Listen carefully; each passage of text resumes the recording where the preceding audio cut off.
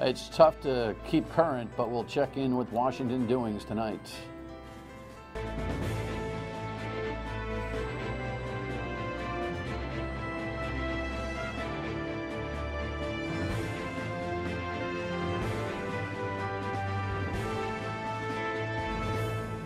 The Dan Yorke State of Mind program is brought to you in part by Lookout Rhode Island and Taco Comfort Solutions.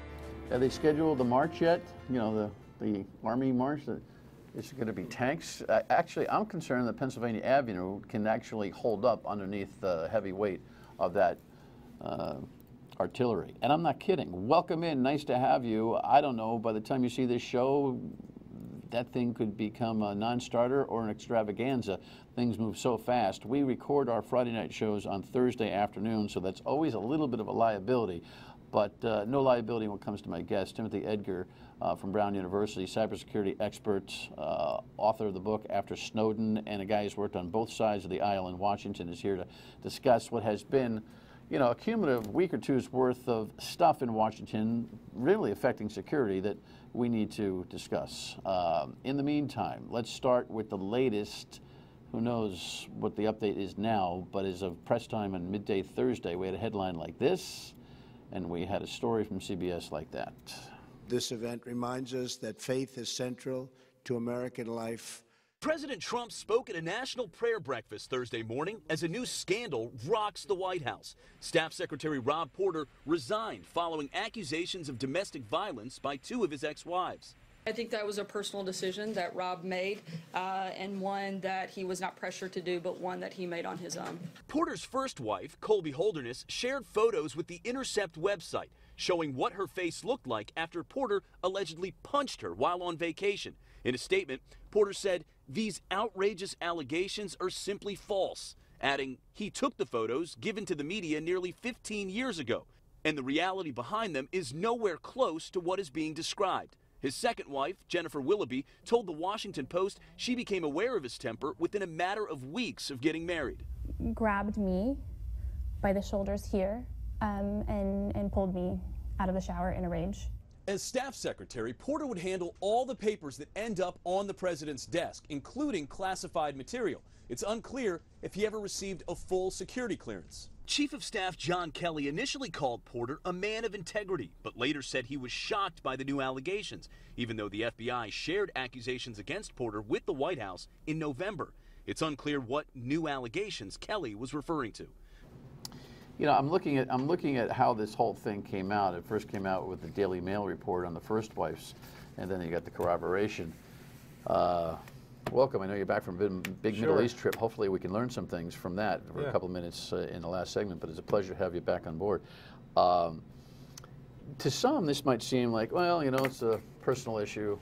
It seems to me that when people this close to the presidency have these kinds of personal issues, they become security problems. They do, and explain why. I got my theory. What's yours? I mean, you could be vulnerable to blackmail. There you go. You could, you know, certainly it shows a question about a person's character and judgment.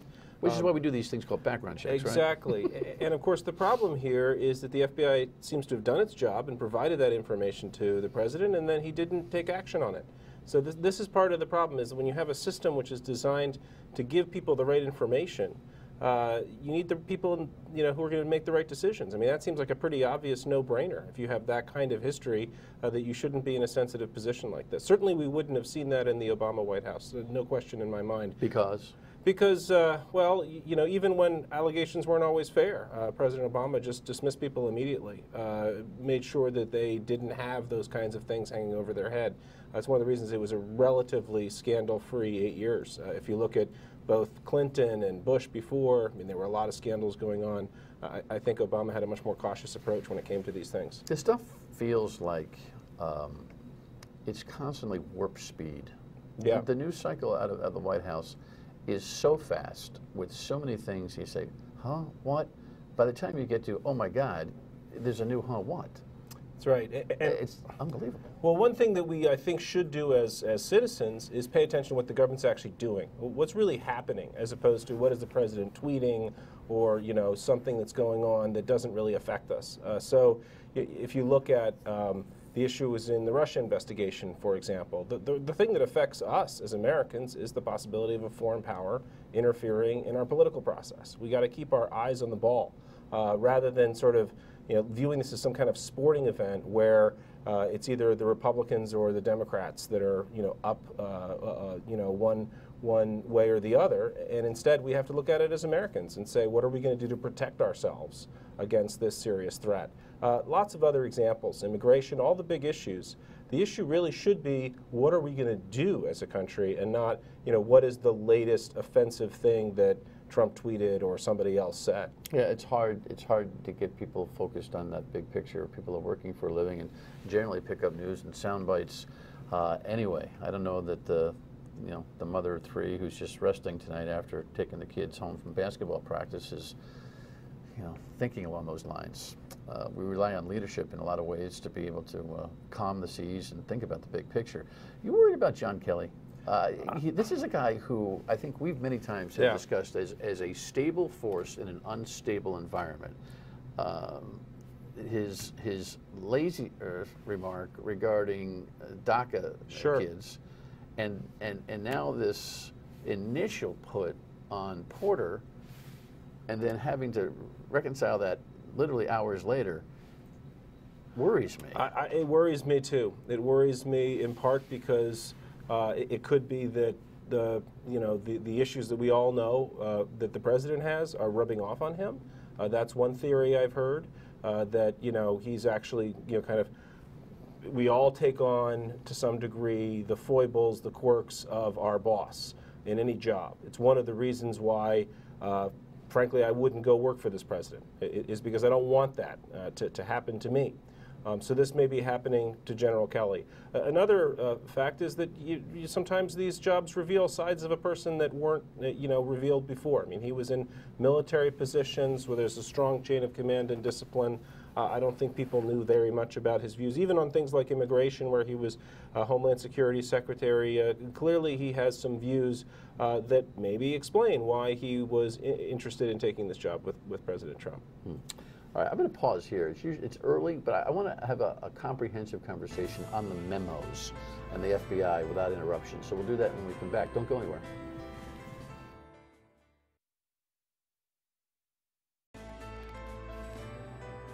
I have an obligation to the American people when we see FISA abuse. The American citizens that are represented before this court have to be protected. The memo, the famous memo, again, the news cycles move so fast, Tim, that it feels like it was a long time ago. It was only last week, and you were kind enough to join me on the radio and bring some perspective to what you thought was the mission statement on the part of the Republican House Intel led by leader Nunes to put that out, Chairman Nunes, I should say. Right now, we're in a situation where we're waiting to see if the Democrats' part comes out. We'll talk about that in a second. Remind everybody what you were thinking about, what motive and what practical purpose was served by that 3.5-page memo that came out from FBI, FISA warrant applications. So just to be clear here, this is a special court set up to review intelligence surveillance to prevent exactly the kind of abuses we've had in the past where the FBI was spying on political leaders or civil rights leaders. You have to meet a certain standard. You have to show there's probable cause that your target is an agent of a foreign power. So what Chairman Nunes was alleging is that that process had been abused during the course of the Russia investigation in order to surveil a Trump campaign official, Carter Page. And I guess my reaction was, if the situation is as he's describing, yes, that would be a significant abuse if you were misleading the court in order to get that surveillance warrant. But what we've heard since that memo came out casts real doubt on whether that's actually what happened. It looks like the FBI was relying in part on this dossier that the Trump political opponents, the Republicans first and then Hillary Clinton, had put together on Trump's Russia ties. But that was not the only thing they were relying on to get that surveillance warrant. And what's more significant in my mind is that not only is there other information that they appeared to be relying on in that surveillance warrant, but also this idea that they didn't disclose the bias of that memo to the FISA judges, which I think might have been an abuse, appears not to be true. It appears to be they did disclose, at least in some fashion, the potential for that bias. So if that's all true, then the memo really means almost nothing at all. Do you want to see, we just saw a little cover there, Carter Page, that headline does not really apply to this conversation, but the guy does. Carter Page is the subject of the warrant, the FISA warrant application. He's a guy who seems to be this odd duck wannabe, who's already established a concern with the FBI 2 years prior to Donald Trump even thinking he was going to run for the presidency with his Russian ties. And so they've had an ongoing concern about him. And this particular warrant that they were looking for was an extension of 2 previous. That's right. So. Yes, so essentially what you have is somebody who, a lot of times you get these characters in Washington that want to make a business out of lobbying. And most of us would prefer not to lobby for adversaries like the Russian government, but there's money to be made there. So Carter Page wants to get ties, wants to get clients in Russia. How do you do that? Well, you show that you're important. And one of the ways to show that you're important is to work for a major political campaign. So that appears to be what he was doing. Now, there's nothing illegal about that. It would be illegal, however, if he started to represent the Russian government without filing what's called a foreign agent disclosure form. So there are possible reasons why you'd want to look at it on him. And apparently the FBI was concerned enough about him in order to get this surveillance warrant on him and see what he was up to. So the real question here is, was there any abuse in that process? And to me, that's part of a broader question around all of the allegations that Trump and his administration have been making about abuse of the intelligence surveillance process.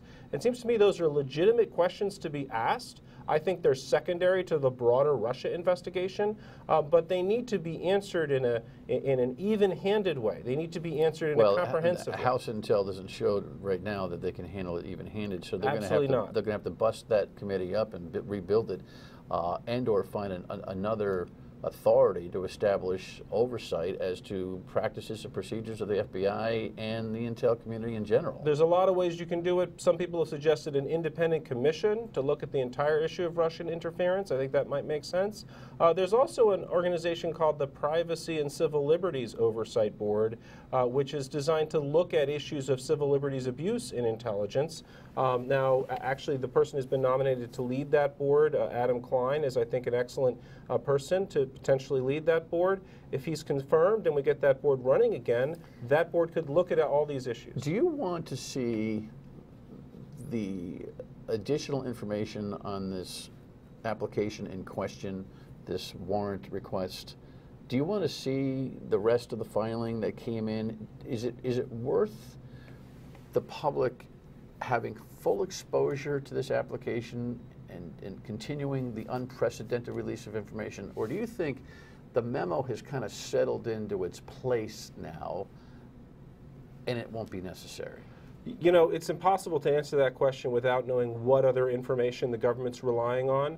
The reason that we have the secret... Well, that's a catch-22. Right. You have to, in order to know, you got to release. In order to release, you got to... Well, some people know. People at the Justice Department and the FBI certainly know. This is but they're under fire. This was the reason they didn't want the original memo released, and it was a very good reason, actually. We have a secret FISA court for a reason.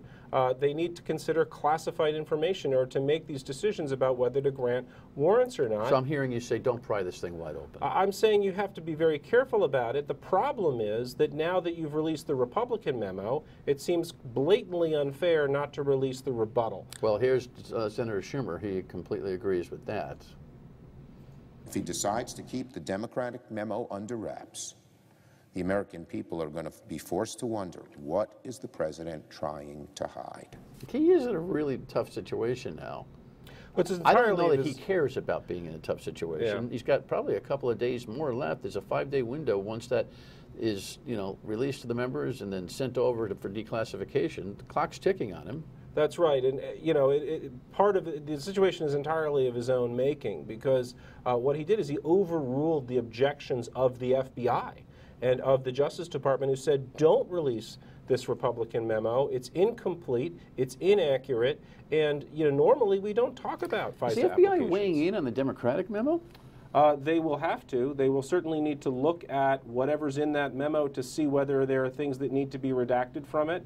And this is the catch-22. If you say, hey, it was unfair for you to rely on this thing we know about, which is the dossier that Chris Steele put together, then you have to say, well, it wasn't unfair because we relied on a lot of other stuff. That other stuff might be quite sensitive. What do you think the president's going to do? I don't see how he can possibly get away with not releasing the Democratic memo at all. But it's gonna not look very good when that memo comes out with a bunch of blacked out stuff. So there's going to be a back and forth between him and the intelligence community again, I think, as to how much of the blacked out stuff gets released or not. But this is very unprecedented. You've never had this kind of situation normally. The intelligence committees work with the agencies to release classified information, to declassify it, and then to release it, I should say. They've almost never invoked, I think this is actually the first time they've ever invoked this procedure where they trigger this review period and the president has to personally object or not. And in many ways, it was a way for Trump, I think, to get around the objections of his own agencies. He has the House come and say, I'm going to release this memo, then suddenly it's the White House that gets to decide whether to say yes or no. There was a significant possibility in my mind that the director of the FBI, Chris Wray, was going to resign over this. Certainly there were a lot of people at the FBI and the Justice Department that were very, very angry that this memo was released. The problem with the people like Kelly and Wray and others, I'd say Sessions, but he's kind of in a different place. Their love for America has to supersede their occupational aggravation. I think that's part of what's going on here, is that they feel like they can do more good by staying on, but still it's difficult to work in an environment like this. How many peel-aways would happen, resignations, retirements, over conceptual and philosophical disagreements and practical problems that exist before Washington in general starts to say, Houston, we have a real problem here. Yeah. No, will it, or do we have enough depth where it's next man up, next woman up, and just keep mowing them down like bowling pins over the course of at least the next 3 years? I mean, I think that remains to be seen. I mean, you look back at history, you look back at Richard Nixon when he did that Saturday Night Massacre, when he fired the special prosecutor and a whole bunch of people resigned in succession. Politically, that was extremely damaging to him, and it didn't solve his problem of Watergate at all, because he just got another prosecutor who was actually more credible. Well, it reminds us that there is a Maine investigation. We'll talk about that when we come back. Stay with us.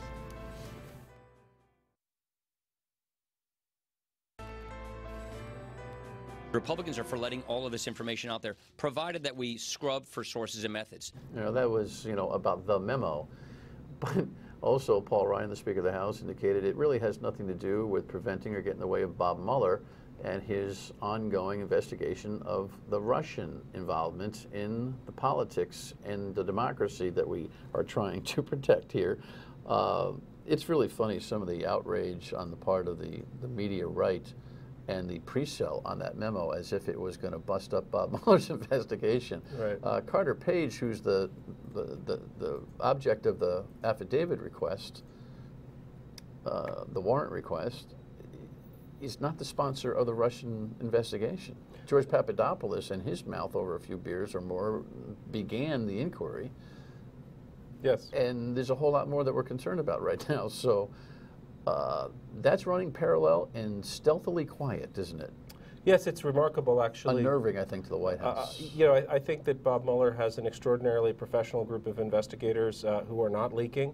So when we do hear leaks, they're often 6 months old, 10 months old, from lawyers involved with witnesses or other people who are getting involved in the probe, rather than from right. So that's an important point. So when the stories come out about how the probe is going, I think most Americans say, "Oh, that Mueller's leaking." No, it's people who are not even in his investigative team. It's who they're interacting with. They're probably sending out signals. I think that's absolutely right. We really don't know what they know at the moment, and.